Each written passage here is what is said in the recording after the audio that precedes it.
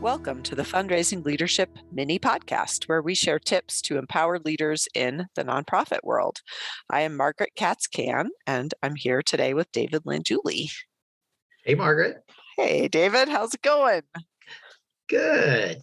We're gonna go a little bit off script today. Well, there's a shocker, because if you've never met us, we have a lot of trouble staying on script.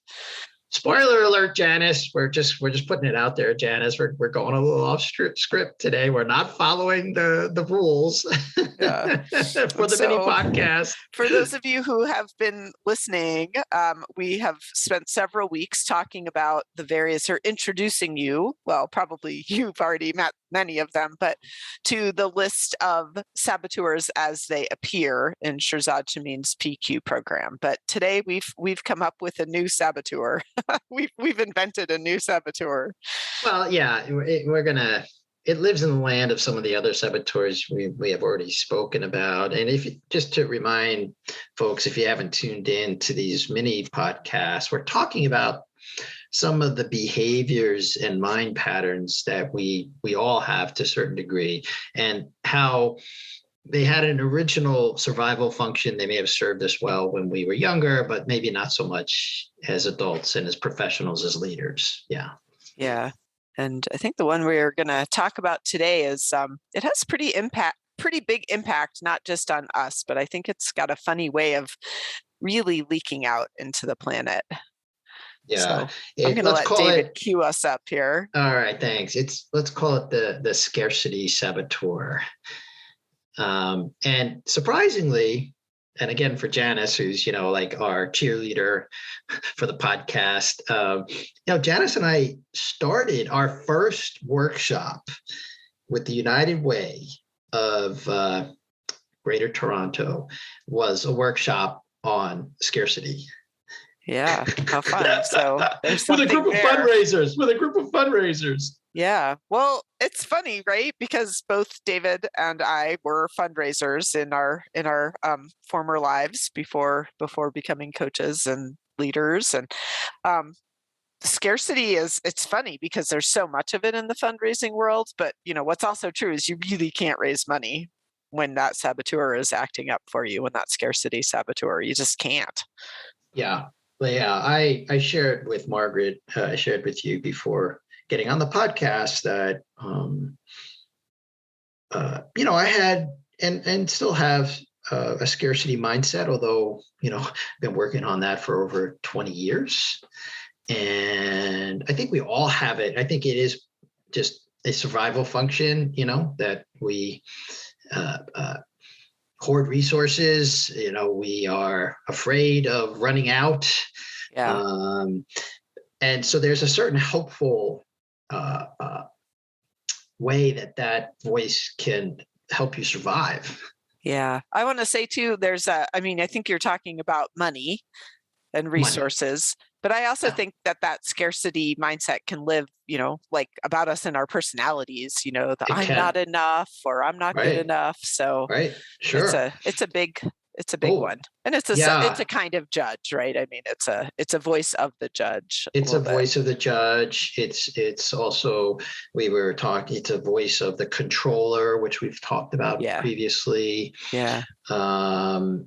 And it's rampant in just in lots of circles. Like right now with inflation, people are afraid of running out of toilet paper or formula, or there are some shortages of things, and so that can trigger your scarcity mindset.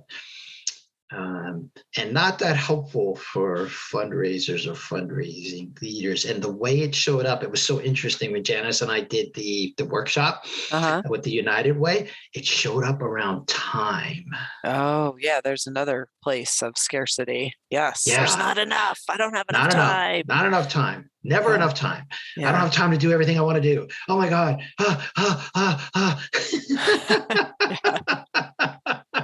Right? Time is a big scarcity trigger. It is. And I think all of us, it's such a great example. And I think people are willing to believe this more maybe about time, whereas money is sometimes harder, but there's a finite amount of time. Even and that and you is, spend it even that, differently. yeah. You don't Well, believe that it's finite. I Ooh, don't. say more, Yeah. challenge me on this, David. Right. Well, um, clock time, like Eckhart Tolle likes to use the word clock time. Uh-huh. Clock time is the 24-hour clock. Yeah. It's just a way, one way of measuring time. Right. Right. But in some senses, if you think, well, there's only 24 hours in a day, then you're already in scarcity consciousness, period. Yeah, that's true. Who knows how much time we have Right. actually That's as true. a being, as a soul. Right. You like to use the word soul, so I'm just using one of your words, right? Yes. If the soul, as many believe it to be, is goes on to infinity, then time is just an illusion. That's true. And time is also an illusion, right? Because when you're doing something amazing, time does in fact fly by. And all Fly of by, us, or it slows down. right? All of When you're us doing, remember the class that you hated in high school, and yeah, you looked up at the right, clock and you're like, there is no way that only 2 minutes have gone by since I looked at the clock last, right. Or you could It's be like an involved, hour. right? Or you could be involved in what's called flow kind of states. There was a lot of talk Right. about being in flow or being in Right. your zone of genius. And Yes. all of a sudden, time will slow down. You'll be Yeah. like, you're so enjoying it. You don't even think about clock time. Yeah. You know? And Einstein, pretty much proved that time is just like a variable in physics, right? It can slow down and it speeds up. So the speed of light changes, Right. so to speak. So Ooh. even though it's a constant, but it relatively, it can change. So yeah, I'm just trying to come at this from different angles for people so they can realize, like, maybe it'll hit somebody in the forehead and say, wait a minute, all of my beliefs about time are maybe not correct. Yeah. Not accurate. Yeah. Whew. Yeah. And we started talking about this as it relates to money, right? Yes. And we were sort of saying that maybe if scarcity is a new saboteur, then maybe generosity is the sage power that helps to counter it. Yeah, I like that. Generosity is the sage power that neutralizes scarcity. And I so learned this when I first started out as a frontline fundraiser, that if I'm going to ask people for money, I got to get my mind right about money. Yeah. And it was little things like, I'll give a shout out, because I've done it before, to Jeremy Benjamin, who lives out in San Francisco, and I worked with we were colleagues. We shared a cubicle together, and both doing fundraising. We used to go to lunch together and just talk about everything. And we read together Lynn Twist's book, The Soul of Money. Well, there's the soul. Yeah. There's the soul part, right? By the way, audience, if you feel like you are caught, if you're in the fundraising world and you feel like you're caught up in scarcity consciousness from time to time, go get that book. Highly recommend it. She's inspirational. And she quotes somebody in that book on the realm of, she quotes someone that she heard this expression from. I can't remember who it was. He said, money's like manure. It's best to spread it around liberally. That's See, funny. You can think about money in lots of different ways. Yeah, right? She talks about money being like water and having flow to it also. Or having flow. Yeah. Here's kind of where the rubber meets the road on this one. Like, if you're asking somebody for money and you don't believe that they want to give that money, right? Like, if you're projecting your own scarcity, right? If your space is, well, if I had $100, I wouldn't give it to charity. I'd go buy, if that's the space that you are inhabiting, then as fundraisers, we tend to project that on our donors, and we come in with hesitation, and we don't believe in their generosity. Right. Yeah, I know you do a lot of work, Margaret, with fundraisers around mindset. Yeah. And in fact, I think we're going to start talking, you and I, about some kind of arc of learning. So stay tuned, folks, because this is going to be coming your way on like the inner game of a fundraiser, the inner game we're talking about inner game here. Not I have to do so many phone calls and then I have to send out so many emails to get so many visits to make so many asks so I can get so much money. No, we're not going to do any of that. How do you get your mind right? I love that you say that. Yeah, get your mind right. How do you get your mind right? But I want to go back to Jeremy because maybe this will be somewhere we can point the audience if they're working on this. Like I used to watch Jeremy. We used to go through like the cafeteria and he would always leave change in the jar. Always. I never left change in the jar. And so that was to me like, wow, Jeremy's really, it's like a little gesture, but it lives in the land of the sage power of generosity. Like you can give just that little. So I started doing that. And I do that all the time now. Yeah. You know, and then for me, it's like, oh, can I leave now? My next thing is like, can I leave my change and throw $1 in? Oh, yeah. It's huge, actually. Yeah. I don't always throw the extra $1 in. So I'm still working on it. That's right. Oh, we stopped who even has dollars anymore? But yes, I know what you're talking about. Yes. Yeah. Oh, that's another, like, if we're going to give this as something to try, we'll see. Yeah. Like start carrying some cash around and start leaving dollars or change for people. That might be like really start to work on your scarcity saboteur. Yeah. And here's another, if you don't have $1, hand out a compliment instead, right? Oh, yeah. Like you get to be generous with praise, acknowledgments. That's something, even with the emptiest of wallets, you know, that you can stop and just look at somebody and say something nice to them. That's another realm of practicing generosity. I like that a lot because there is, dare I say, a scarcity of acknowledgement in the world. Partly because we get this is going to be all twisted and convoluted, but I'm going to say it anyway. Partly, I believe, because we get so caught up in the scarcity of time that, you know, we're doing this and we're doing that. We got to get this done in the meeting and then we got to get off and go to the next meeting. We got to get the next call and bang out the next text and whatever.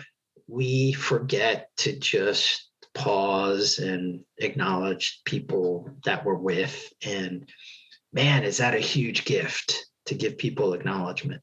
Yeah, it is. It so is. It's an art form. So it is. Like we actually got trained in it. And that's another area where I recognized I was woefully deficient, ungenerous. Yes, I have learned much more generosity there too.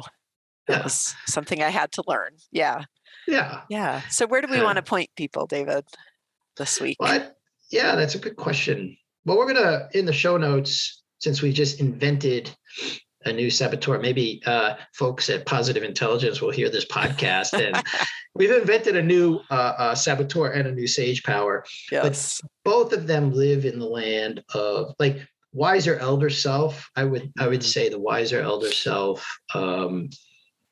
is a sage power that we talk about in the program, that generosity would live. Like looking back on your life, would you wish you had been more stingy, more cheap? We were using that word. You know, you're on your deathbed and you're like, are you going to say, well, I wish I'd been more cheap.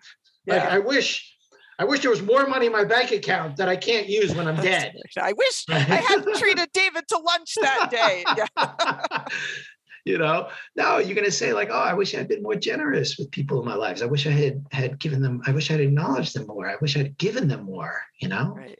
Yes. Yeah. And I think with praise and acknowledgement, it's a great place to start because it's a much easier belief that there is no finite nature of that. Okay. Right. So let's give them that as a challenge because that's probably easier than having them put $1 in change in the tip jar. That might be, well, let's give them two to try. Challenges. Okay. Oh yeah, let's do it. All right. So here's your either or. You can either start, if you're not generous with just throwing money in the tip jar wherever you go, and you want to grow your generosity, start putting money in the tip jar. That's one. And you're going to go with another one with around praise and acknowledgement. Yeah, I think, how about once a day, for the next 2 weeks, find, challenge your time scarcity and slow it down and think of something nice to say to somebody. And Yeah. just to remind people, when we do acknowledgments to a person, it's nice to start with "you are." Yeah. Right. You are fill in the blank. You are so generous. You are so kind. You're so bright. That's what you strike me today, Margaret. You're so bright today. And I don't mean bright in the left brain sort of way. I mean, you're just glowing with light, bright. Oh, thanks, David.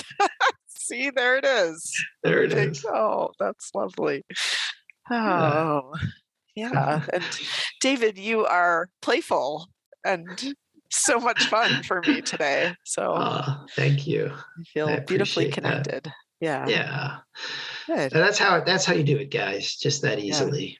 Yeah. And trust me on the other one, if you're going to take on the change, you will not miss the change jingling around in your pants pockets or your purse. You're just not going to miss it.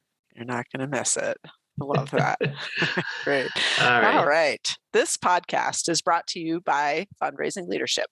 We provide unique coaching and training programs that powerfully transform how you work in order to get results. Please subscribe if you haven't already. You can find us wherever you listen to podcasts. If you are enjoying the show, you can help us continue to bring thoughtful content with a monthly or annual contribution. This supports our production costs and keeps the show ad-free. Make a contribution today using the link in the show notes. Now, go put it into practice.